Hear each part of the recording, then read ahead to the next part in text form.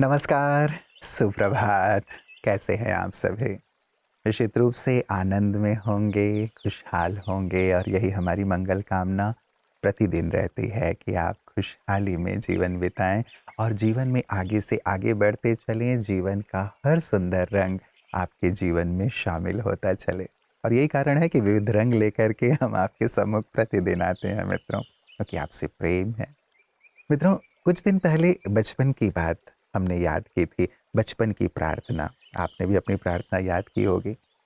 कल मैं पुनः बचपन के दिनों में लौट रहा था तो याद आई कुछ ऐसी सुंदर कबीरदास जी के दोहे जो जीवन को बहुत प्रेरित करने वाले हैं, बहुत ही सार्थक हैं, समसामयिक हैं, चिंतन करने योग्य हैं और जीवन में आचरण में लाने योग्य हैं। इसीलिए आज मुझे लगा कि उन सुंदर कबीरदास जी के दोहों पर हम चर्चा करते हैं। एक दोहा मित्रों उनका, कबीर जी कहते हैं कि पोथी पढ़ी पढ़ी जग मुआ, पंडित भया ना कोय, ढाई आखर प्रेम के, पढ़े सो पंडित होए। सचमुच लंबी चौड़ी पोथियां पढ़ लेना, पूरे सांसारिक ज्ञान को खंगाल लेना, उसकी उतनी आवश्यकता नहीं है जितनी इस बात की आवश्यकता है कि मैं ढाई अक्षर के प्रेम को समझ लूं। ये प्रेम मानवता के प्रति हो, ये प्रेम आपस में एक दूसरे के प्रति हो, ये प्रेम ईश्वर के प्रति हो। यदि इस प्रेम को मैंने समझ लिया, इस प्रेम को मैंने अपने जीवन का अंग बना लिया, इस प्रेम को मैंने सबको देना प्रारंभ कर लिया, तो मुझसे बड़ा ज्ञानी फिर और कोई नहीं है। क्योंकि ज्ञान हमें प्रेम करना ही तो सिखाता है ना।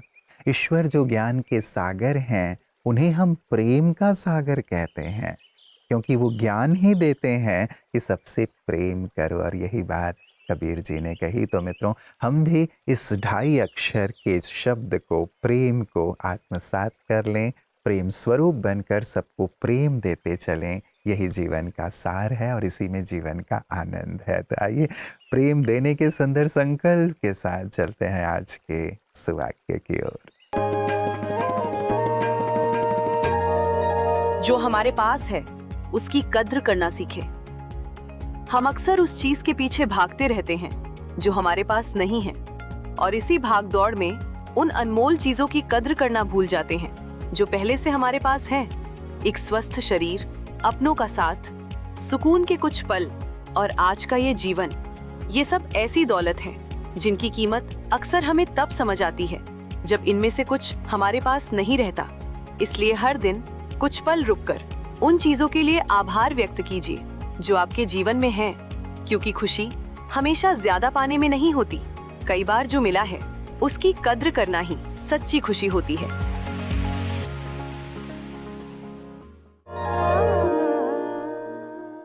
माला फेरत जुग भया, फिरा ना मन का फेर, कर का मन का डार दे, मन का फेर।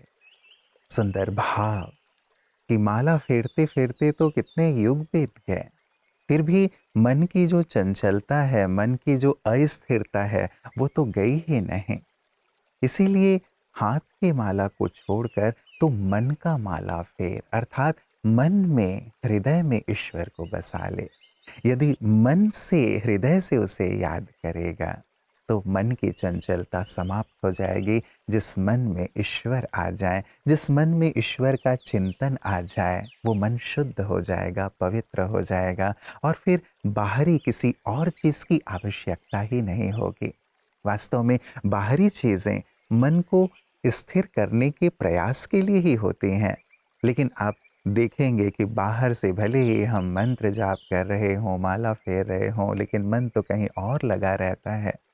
वास्तव में मन को ही ईश्वर में लगाने की आवश्यकता है, मन को ही साधने की आवश्यकता है। इसीलिए कबीर जी कहते हैं, मन का फेर, अर्थात मन में सुंदर भाव के साथ स्मरण हो।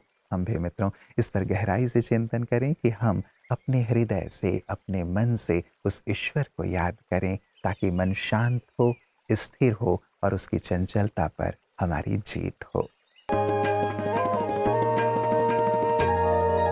रात को सोने से पहले शरीर को दें ये खास संकेत। क्या आप जानते हैं हमारा शरीर सोने से पहले कुछ संकेतों का इंतजार करता है कि अब उसे आराम करना है। सोने से पहले कमरे की रोशनी थोड़ी धीमी कर दें। इससे शरीर को धीरे धीरे नींद के लिए तैयार होने का संकेत मिलता है। दूसरी खास आदत है अपने शरीर को रिलैक्स करें। कुछ क्षण आंखें बंद करके अपने पैरों से लेकर सिर तक शरीर के हर हिस्से को ढीला छोड़ें और महसूस करें कि दिन भर का तनाव बाहर जा रहा है। इसके बाद अगले दिन के जरूरी कामों को मन में दोहराने के बजाय 3 अच्छी बातों को याद करें जिनके लिए आप आज आभारी हैं। इससे मन का ध्यान चिंताओं से हटकर सकारात्मक अनुभवों पर जाता है। और फिर कुछ मिनट राजयोग मेडिटेशन करें। स्वयं को एक शांत ज्योतिर्मय आत्मा के रूप में अनुभव करें और परमात्मा की शांति को अपने भीतर महसूस करें। याद रखिए, रात सिर्फ शरीर को आराम देने का समय नहीं है, यह मन को शांत करने और अगले दिन के लिए भीतर से तैयार होने का समय भी है। बुरा जो देखन मैं चला, बुरा ना मिलिया कोय, जो दिल खोजा आपना, मुझसे बुरा ना कोय। सचमुच ये कितनी शुद्ध हृदय की बात है ना। बाहर बुराई ढूंढते रहते हैं, हाँ?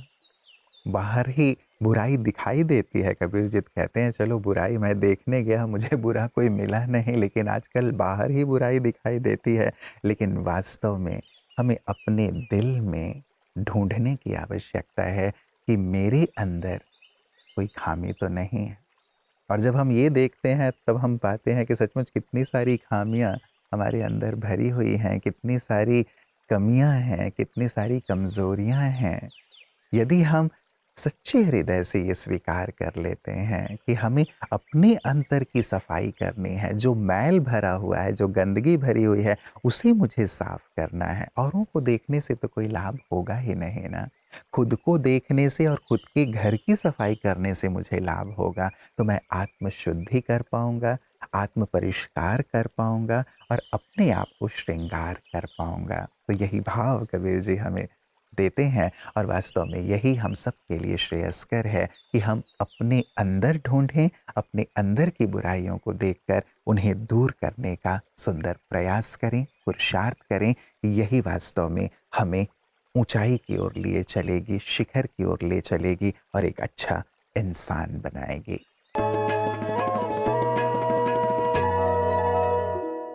ओम शांति। मैं दादाजी दगड़ू भुसे, ग्राम विकास राज्य मंत्री, महाराष्ट्र राज्य। मैं खुद को भाग्यवान समझता हूं कि आज मुझे ब्रह्म कुमारी माउंट आबू में आने का मौका मिला। सरकार जिस ढंग से काम कर रही है महाराष्ट्र और भारत लेवल पे, मैं समझता हूं इंसान को इंसान बनाने का काम ब्रह्म कुमारीज कॉलेज की तरफ से पूरे वर्ल्ड में हो रहा है। हर एक में कुछ शक्ति होती है, उस शक्ति को जागृत करना।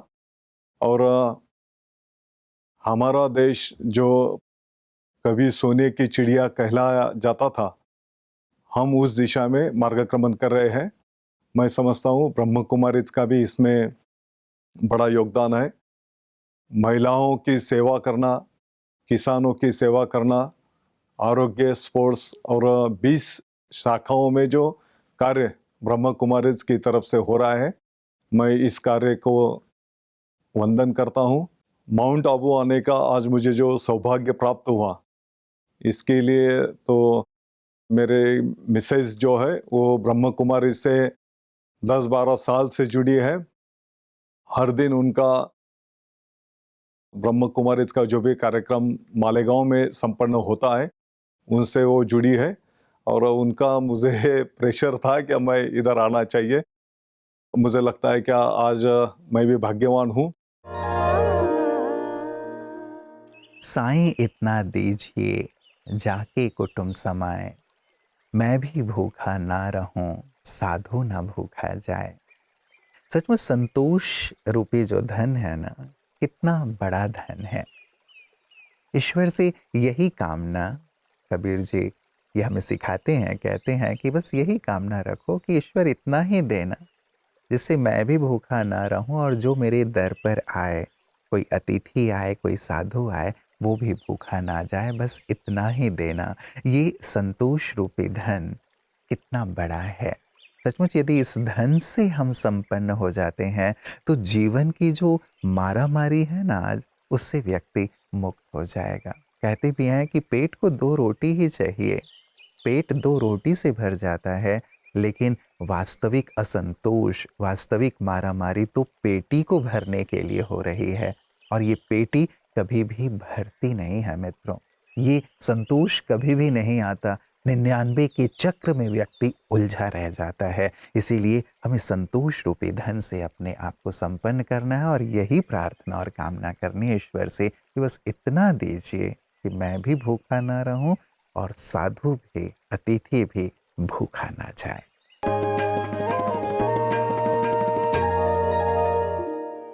जीवन, जीव, आत्मा, प्राण, इंद्रिय, इन सब का एक सम्मिलन है।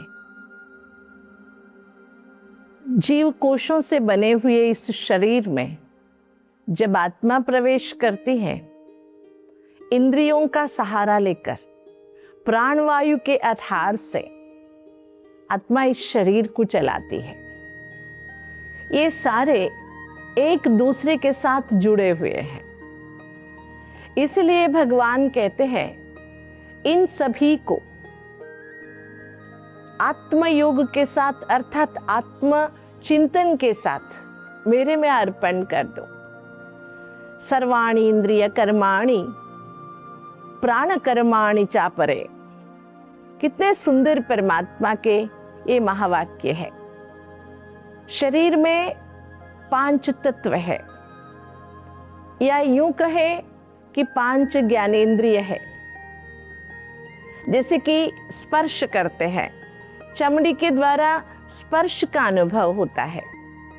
इसी तरह रूप, रस, गंध, ये सभी का अलग अलग भासनाएं हर ज्ञानेंद्रिय लेता है। आंख से देखते हैं, कानों से सुनते हैं, लेकिन इसके अलावा अलग अलग इंद्रियों से आत्मा अलग अलग कर्म कराती है। लेकिन जब विषय वासना के वशीभूत होकर ज्ञानेंद्रिय और कर्मेंद्रिय भटक जाते हैं, तो मानव कर्म को विकर्म कर बैठता है, जिसके फलस्वरूप दुख, अशांति और दलदल में फंसना हो जाता है। इसलिए भगवान कहते हैं कि सर्व इंद्रियों को, सर्वाणि इंद्रिय कर्माणि, जो इंद्रिय से कर्म करते हो, मुझे अर्पण कर दो। प्यारी सी पंक्ति है। यदि सुख के दिन में भी ईश्वर को साथ रखेंगे, सुख के दिन में भी यदि ईश्वर को याद रखेंगे, तो दुख के दिन आएंगे ही नहीं। क्यों ना इसे हम अपने जीवन में आत्मसात कर लें कि चाहे सुख हो या दुख हो, हम हमेशा ईश्वर की छत्र छाया में रहेंगे, उनके साथ रहेंगे, हृदय से उन्हें याद करेंगे, हृदय से उन्हें शुक्रिया करेंगे। वो हमारे परिवार के मुखिया हैं, बड़े हैं, वो हमारे मार्गदर्शक हैं, वो हमारे कल्याणकर्ता हैं। इस भाव से हम उन्हें अपने घर के मुखिया के रूप में सदैव साथ रखें, याद रखें, तो सचमुच हमारा जीवन खुशहाली से भर जाएगा। तो मित्रों, आज जिन सुंदर कबीर जी के दोहों पे हमने चर्चा की है, चिंतन कीजिएगा और स्वयं की चेकिंग भी कीजिएगा कि हमारे जीवन में कितने हैं, क्योंकि जितनी अच्छी बातें हमारे जीवन में आएंगी, जीवन आनंद से भरता चलेगा। तो आप आनंद में झूमते रहें, नाचते रहें इन्हीं मंगल कामनाओं के साथ। नमस्कार। ओम शांति।